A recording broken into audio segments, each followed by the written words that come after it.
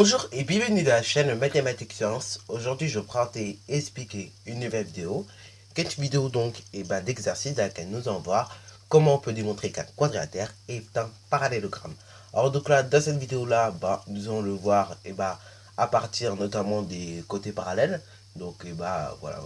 Et après dans une prochaine vidéo, on verra également avec les longueurs des côtés opposés et ainsi de suite. Ok. Donc là, il y aura pas mal de vidéos qui vont sortir bientôt pour ce sujet-là, ok. Donc ça se fera peut-être en 3-4 vidéos, ok. La démonstration du parallélogramme. Bon, alors là, donc c'est la première partie de cette vidéo-là.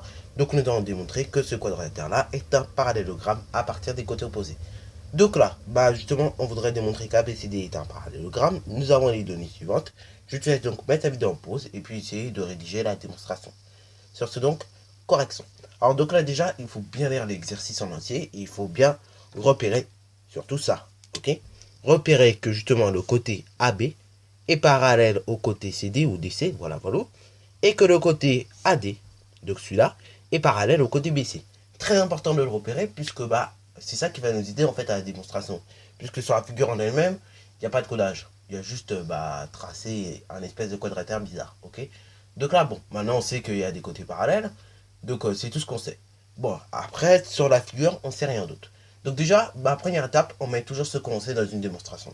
Donc première étape, on va mettre que l'on sait que dans le quadrilatère, ABCD, on a les côtés AB et DC qui sont parallèles, donc les côtés opposés, et également donc les côtés AD et BC sont parallèles, ok. Donc notons-le déjà, première partie. Et oui, et c'est très important de commencer par mettre ce qu'on sait, ok. On rédige pas direct à, enfin on met pas direct à propriété. Et après donc, on démontre, non. D'abord on met tout ce que l'on sait. Comme ça fait une vraie démonstration.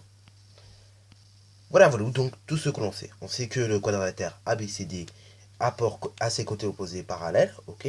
Donc très important de le noter. Et donc ça veut dire que AB est parallèle à DC. Et ainsi que AD est parallèle à BC, ok. Voilà, ce que l'on sait. Or, nous avons une propriété qui nous dit que à partir des côtés opposés, parallèles, on a un parallélogramme, ok. Donc, on peut mettre, or, si un quadrilatère a ses côtés opposés parallèles, dans ce cas-là, c'est un parallélogramme. Attention, un truc aussi qu'il faut bien faire attention avec le parallélogramme, ça je n'ai peut-être pas dit, mais il ne faut pas confondre les propriétés réciproques et les propriétés, je veux dire, de caractérisation, si vous voulez, qui caractérisent le parallélogramme. Les propriétés réciproques servent à démontrer qu'on a un parallélogramme, alors que les propriétés caractéristiques servent à démontrer seulement quelques caractéristiques du parallélogramme, ok. Voilà. Donc là, du coup, attention quand vous formez vos propriétés. D'abord, il faut mettre ce que l'on sait dans la propriété, donc ce qu'il y a sur la figure, et après, donc, ce qu'on cherche à démontrer, ok.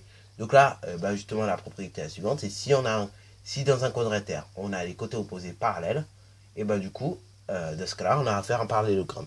Alors là, on précise bien que le quadrilatère est non croisé, puisque après, il peut exister des quadrilatères croisés, ok. Voilà. Bon, là, on vous en voudra pas si vous mettez pas non croisé, c'est pas obligatoire. Voilà. Donc, deuxième étape. Or, si un quadrilatère non croisé, donc là, vous n'êtes pas obligé de le préciser, si vous ne le précisez pas, c'est pas grave. On va pas vous enlever des points pour ça. Donc, or, si un quadrilatère non croisé a ses côtés opposés parallèles, alors c'est un parallélogramme. Alors d'ailleurs, petite remarque au niveau de la propriété, si vous regardez bien la propriété, en fait, ça reprend tout simplement la définition en elle-même du parallélogramme. Juste qu'en fait, on a inversé les deux parties, si vous voulez, de la définition. Parce que la définition, elle dit la chose suivante, c'est que un parallélogramme, c'est un quadrilatère ayant ses côtés opposés parallèles, ok. Voilà, ça c'est la définition. Et là, la propriété nous en met que si un quadrilatère non croisé a ses côtés opposés parallèles, alors c'est un parallélogramme. Donc vous voyez quand même que il y a une petite correspondance, si vous voulez, entre la définition du parallélogramme et la propriété là. En fait, cette propriété là, c'est tout simple, elle vient de la définition du parallélogramme. Après, il y a d'autres propriétés, bien évidemment, sur le parallélogramme qui ne viennent pas de la définition. Là, en l'occurrence, cette propriété-là, elle vient de la définition du parallélogramme. Bon, maintenant, tout simplement, fini sur la démonstration. Et donc, essayons de conclure ce que nous voulons conclure. Ici, que nous avons un parallélogramme. Donc, du coup, du fait que le parallélogramme, enfin le quadrilatère en question, et ses côtés opposés parallèles, du coup, on est arrivé au point que ABCD est un parallélogramme. Donc, le quadrilatère ABCD est un parallélogramme. Nous pouvons le noter. Voilà. Et là, nous avons conclu donc, si vous voulez, à la problématique. Et donc là, nous avons fait une petite démonstration. Alors là, la démonstration n'est pas très longue. Il y en a des plus longues. Par exemple, on peut voir sur le théorème de Pythagore, les démonstrations sont déjà plus longues. Ok, celle que je vous ai montré avec la réciproque et la contraposée de Pythagore, vous avez vu quand même qu'elle était plus longue que celle-là. Mais bon, après, tout dépend aussi des choses qu'on a à citer et des choses qu'on a à démontrer. Si on a démontré que c'est un parallélogramme, ça ne fera pas beaucoup de lignes en effet. Mais si on a démontré par exemple que c'est le triangle est rectangle ou pas, là, ça fera déjà plus de lignes. Ok, donc voilà. Bon, sur ce, donc, c'est déjà la fin de cette vidéo. Donc, il y en aura tout plein d'autres. Donc, des vidéos sur parallélogramme pour démontrer qu'on a un parallélogramme.